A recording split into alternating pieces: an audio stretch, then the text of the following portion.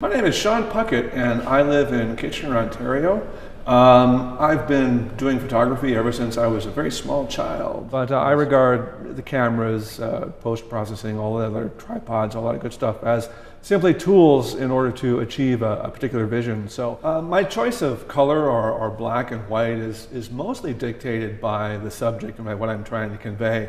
I usually use really bright, vibrant colors when I do choose to use color in order to provoke a visceral response. Like red generally causes people to feel stressed or angry or curious. Yellow is a warm, friendly color. Blue is cool. So I use those colors intentionally in order to trigger responses like that.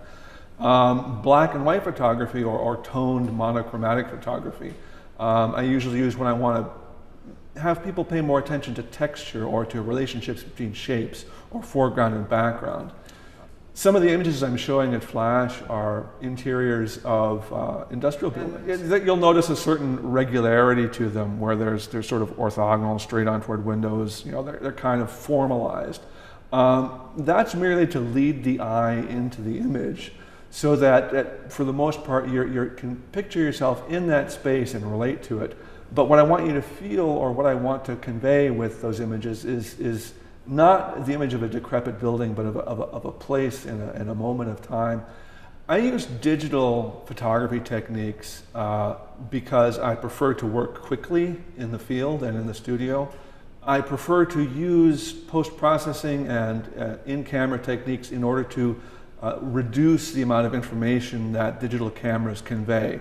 Looking at a raw digital camera image, you might almost think it has too much to say. I think it's the role of the photographer to curate an image, to make sure that all of the choices that go into an image are reduced to say just exactly what the photographer wants to say. I have a series of images that I shot on actually the inaugural run of the GO train, the commuter train from Kitchener to Toronto. It was winter and I had my wide angle Leica digital camera with me.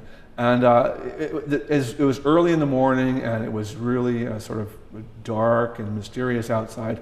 And as the train was going through some of the rural back areas in Ontario, it's just these lovely trees and snowy fields in the background. And I wondered, you know, what can I get out of that? So I basically took the camera and I pinned it up against the wall or against the window in the train.